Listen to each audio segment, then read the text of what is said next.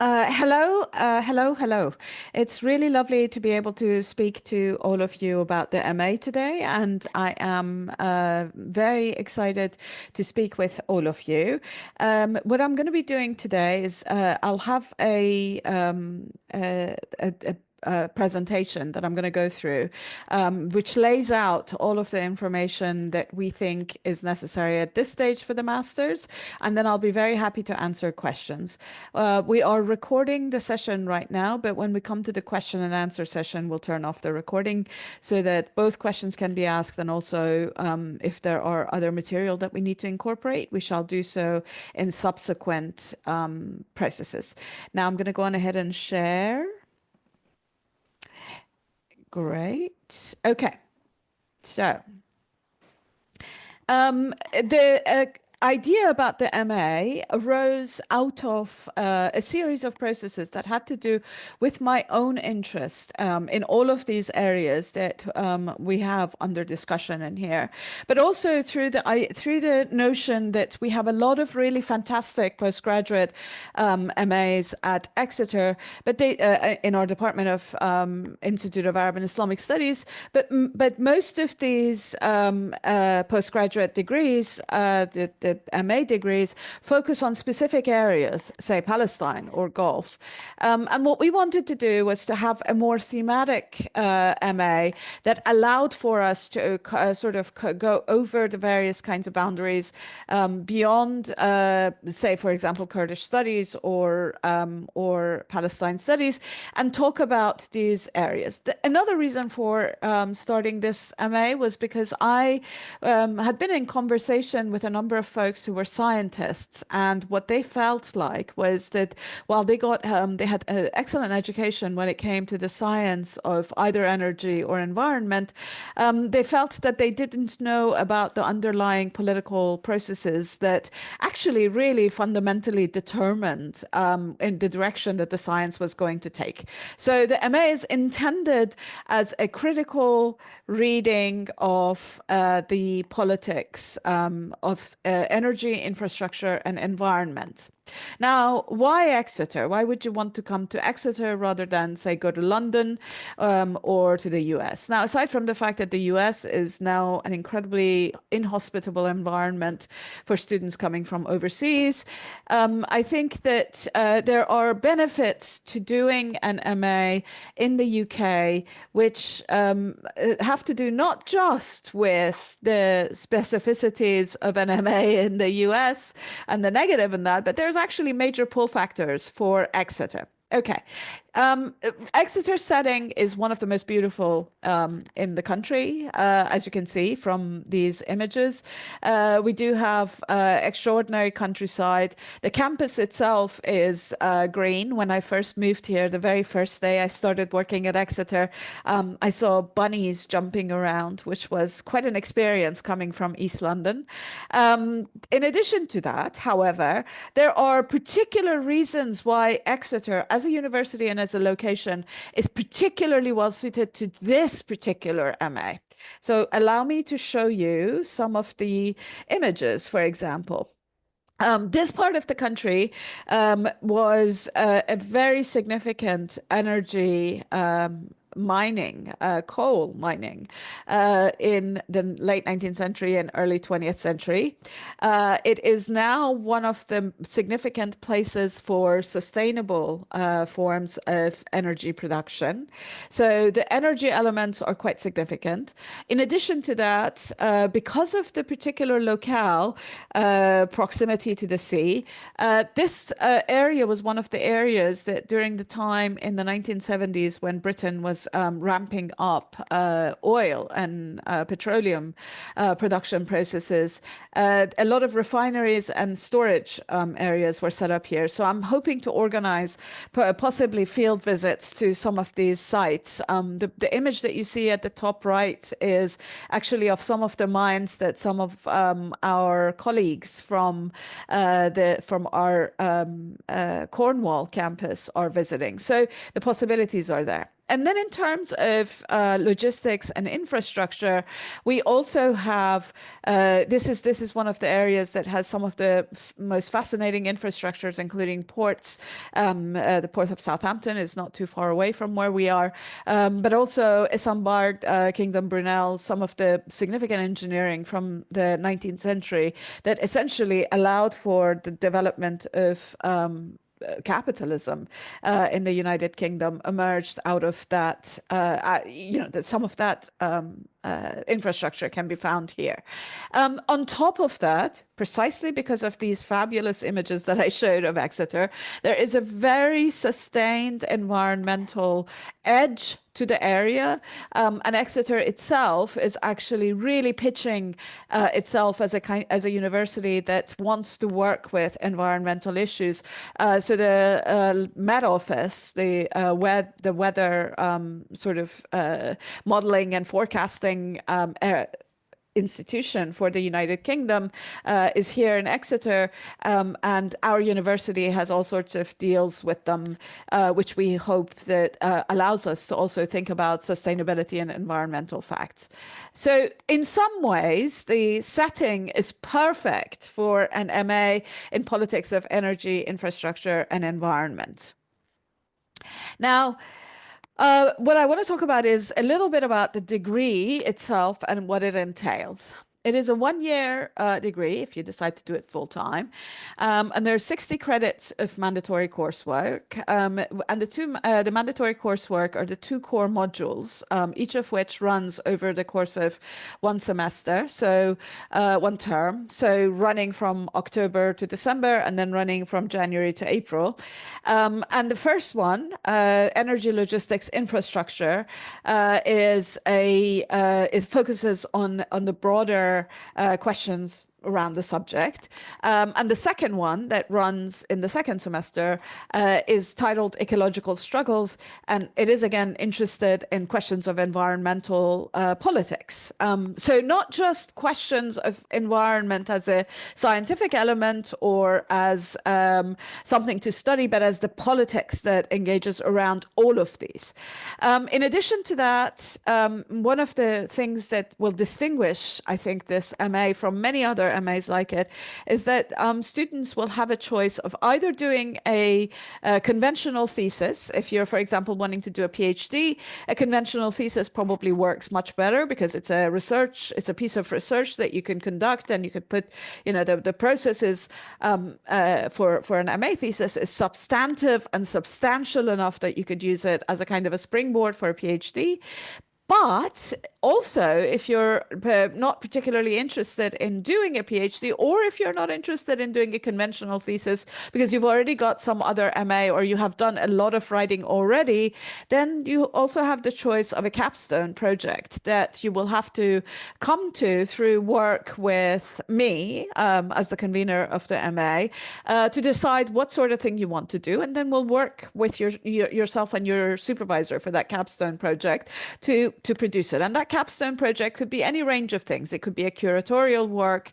It could be an artistic work. It could be from photography to portfolios to artistic productions of other sorts, a play or a film, to policy white papers, to material that essentially is going to allow for you to develop your skills, that is going to be substantial enough to be comparable to a conventional thesis, but which allows a degree of creativity and flexibility in the kind of processes that you're going to be doing. In addition to that, we also have the possibility of taking a 15 credits of optional internship or work placement module, which our employment office, student employment office, is going to help with. So they will help with developing cover letters and CVs, but also with advising on how you could look for an internment. They will offer a series of choices. You will probably contact the employer or internship site through these offerings of choices. And then you can set up a 15 credit work placement, which allows for you to get on the job experience, should you choose to, and then you produce an essay at the end of it in order for us to assess the way that this has worked for you. There's also 60 credits of optional modules at the Institute for Arab and Islamic Studies or other departments, and I'm going to show those in a moment.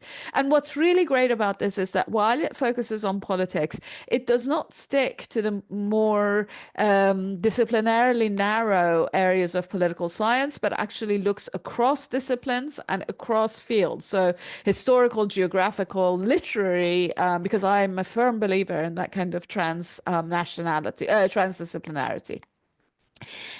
Sorry about this super texty element, but it essentially, this is going to be the core module's substance.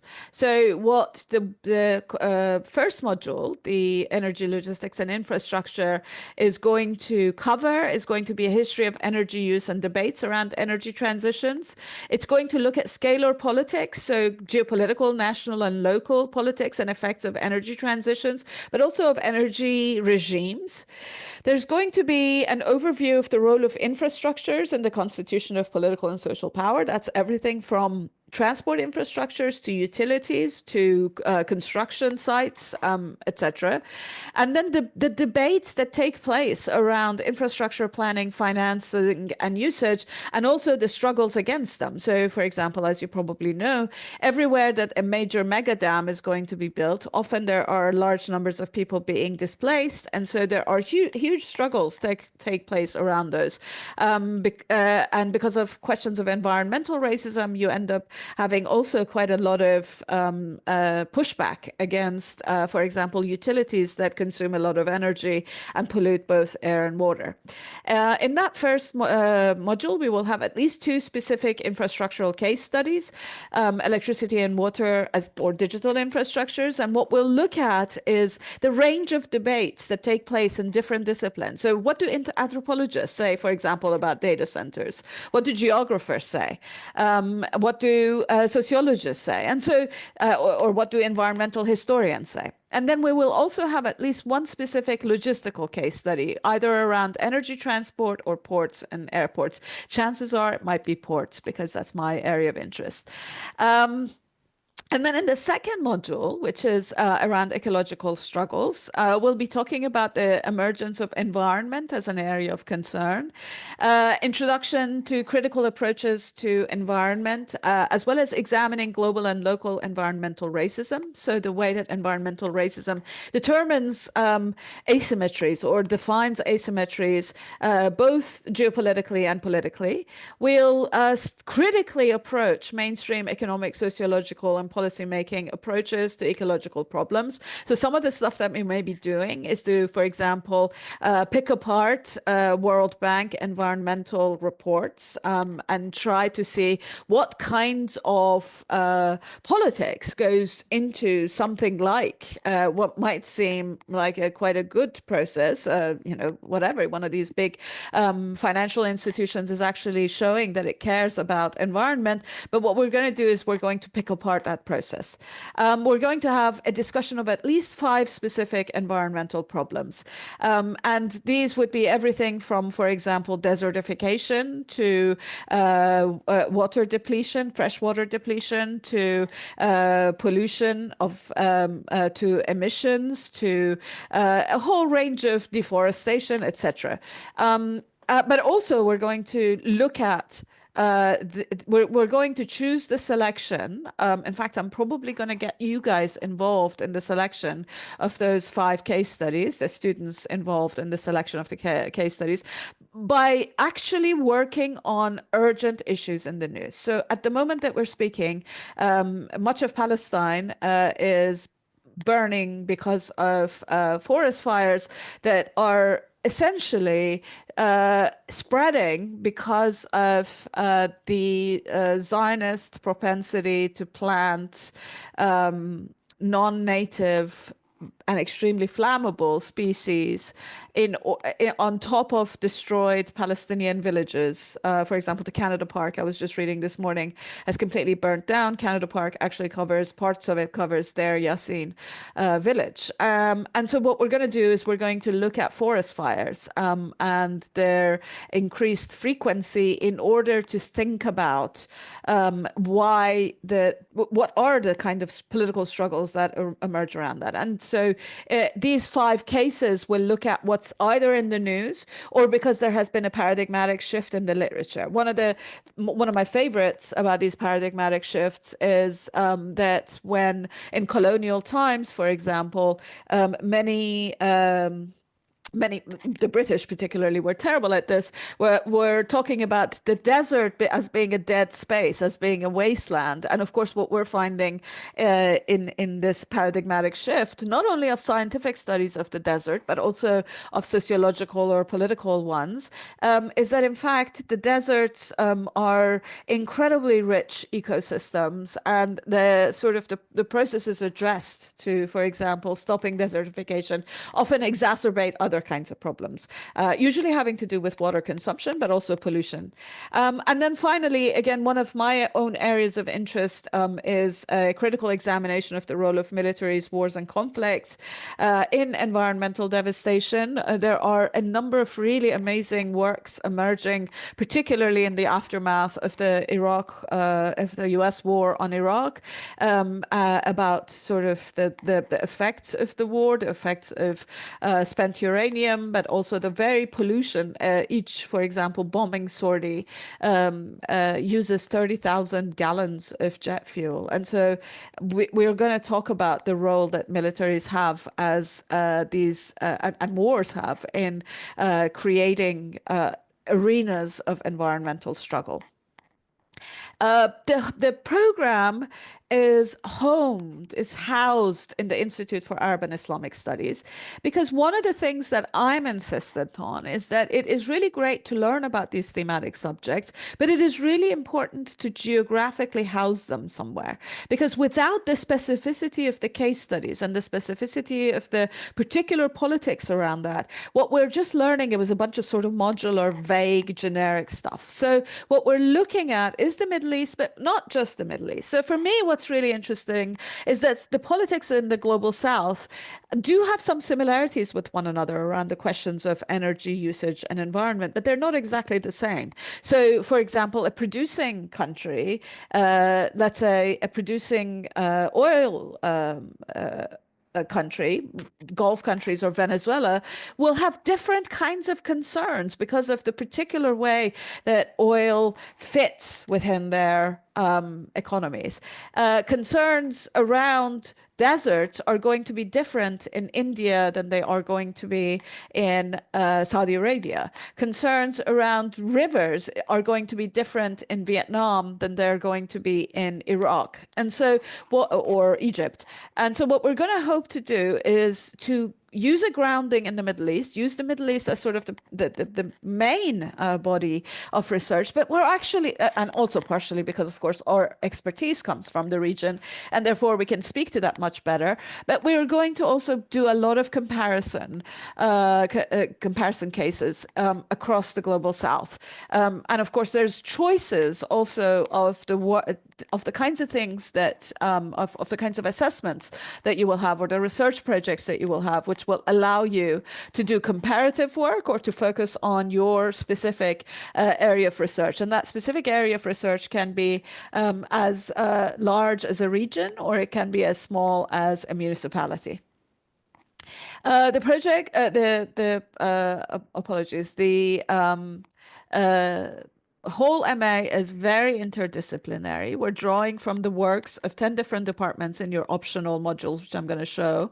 And the aim is really to break down disciplinary walls, not to mention technical barriers dividing our departments. And there's really no degree like it anywhere else. We do have a couple of degrees in our institute, which are very unique. And I think this is going to be one of them, in part because of its interdisciplinarity, in part because of its focus on politics, and in part because of its grounding in a very specific location, but also because it brings together both energy and environment. Again, you can have lots of MAs in energy studies and lots of MAs in environmental studies or sustainability. In fact, Exeter has its own sustainability stuff. But I'm much more interested in the politics of these broader sets of interconnected concerns. So, in terms of the how the modules would work in the different semesters, there are around 30 choices of modules that you can use, and I'm going to refer to them in the next slide. And you can shop around in the first week of the MA. And in addition to the classes that you can take for credit, you can audit additional modules where you won't have to do any assessment. You would have to contact the convener of the module just to make sure that they're okay with you auditing, and to register so that you have access as an auditor, so that you have access to the readings, but otherwise it's fine. So the mix of classes is a mix of 30 and 15 credit modules, and the difference usually is typically in the size of the assessment and the number of words that go into the assessment. So for example, in your first term, you'll be taking the ARAM 090, which is the energy, infrastructure, and logistics, plus 130 credit option or two 15 credit options. And then in term two, you'll be taking the ARAM 091, which is the environmental course, and two 15 credit or 130 credit option. And sorry, this is how you could do it. And then the part-time, it would be you do this sort of there's a small mistake in here. Part-time term one will still be ARAM 090, so not 091. And so this will allow for you guys to be able to, to be able to take a range of classes. Okay. In terms of, I thought I had a list of let me see. That's surprising. I thought I had. It's up the slide. Yeah. It's the one. Oh, yeah, there it is. Okay. Sorry about that. Thank you. And so these are some of the optional modules that you can take alongside the two core courses. As you can see, they are in a lot of different departments. So the three letters at the beginning indicate where these are taking place. Anthropology, for example, animal minds and animal ethics, climate change in global and local perspectives, environment and society. You can take modules in geology, geography, global challenges, environmental policy in the politics department, in languages and literature, green matters, in sociology, climate change, but pitched towards sociological studies. In addition to that, if you are interested in more kind of a thicker understanding of the Middle East, there are very specific modules that are offered in IAS that you can take, which may not have environment as their central core, but to which you're welcome to take. And then there's, as you can see, there's a lot of different choices that allow for essentially a crafted MA that fits exactly your needs and desires. Okay, in terms of admission and funding, the application for the processing, I would say try to do it by the end of June at the latest. What you will need is a transcript of a BA degree or equivalent, and showing the equivalent of a 2.2, which is a fairly flexible and doable mark. You also have to include your CV, a personal statement, a letter of reference, proof of English language proficiency, but that is also if you have your undergraduate degree in an English language institution, that usually suffices.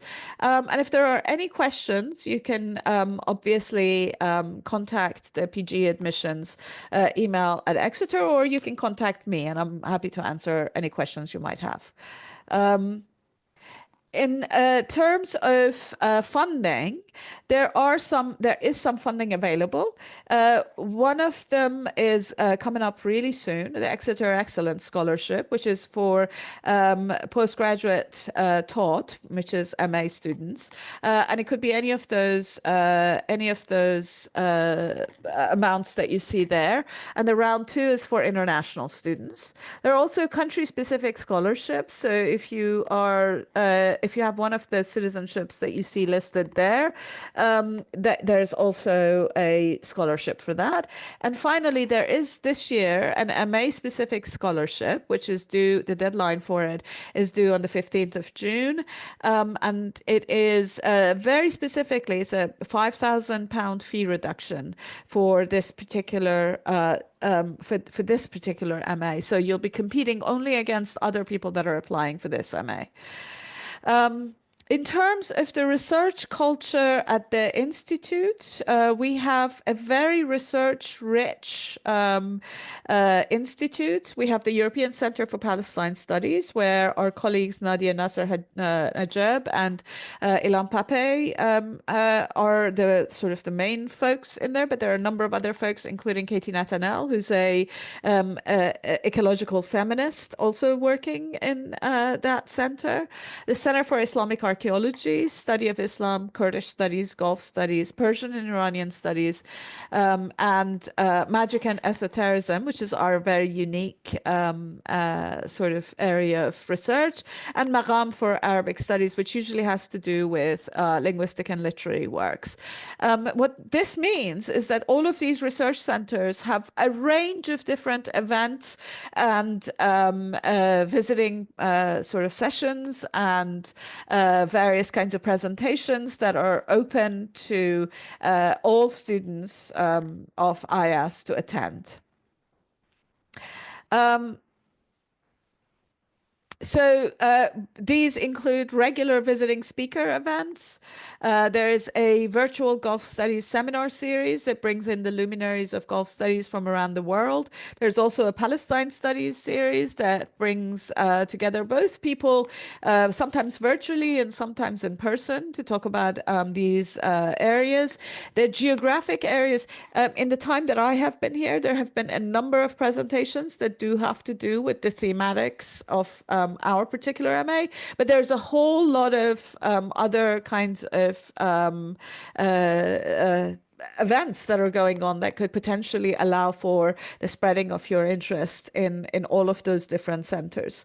Some of our Kurdish studies colleagues are also particularly interested in environmental stuff, so you will find that there will be synergies between your specific geographic area as well as your thematic area. And if you go to the Institute for Arab and Islamic Studies, you can find all of the different folks that actually teach there and who are affiliated there. We do have a lot of rich library resources.